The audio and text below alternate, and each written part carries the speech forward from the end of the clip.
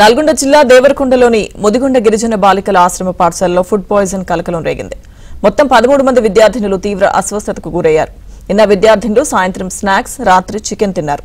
కాసేపటి తర్వాత కొంతమంది విద్యార్థినులు వాంతులు, విరేచనాలు చేసుకోవడంతో ఆశ్రమ పాఠశాలలోనే ప్రాథమిక చికిత్స అందించారు.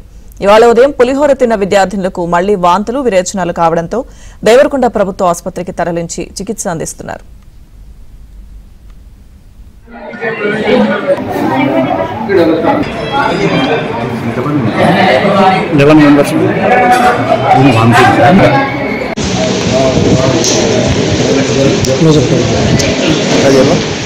రేగింది. మొత్తం 13 మంది విద్యార్థినులు తీవ్ర అస్వస్థతకు గురయ్యారు. నిన్న విద్యార్థినులు సాయంత్రం స్నాక్స్, రాత్రి చికెన్ తిన్నారు. కాసేపటి తర్వాత కొంతమంది విద్యార్థినులు వాంతులు, విరేచనాలు చేసుకోవడంతో ఆశ్రమ పాఠశాలలోనే ప్రాథమిక చికిత్స అందించారు. ఇవాళ ఉదయం పులిహోర తిన్న విద్యార్థినులకు మళ్లీ వాంతులు, విరేచనాలు కావడంతో దేవరకొండ ప్రభుత్వ ఆసుపత్రికి తరలించి చికిత్స అందిస్తున్నారు.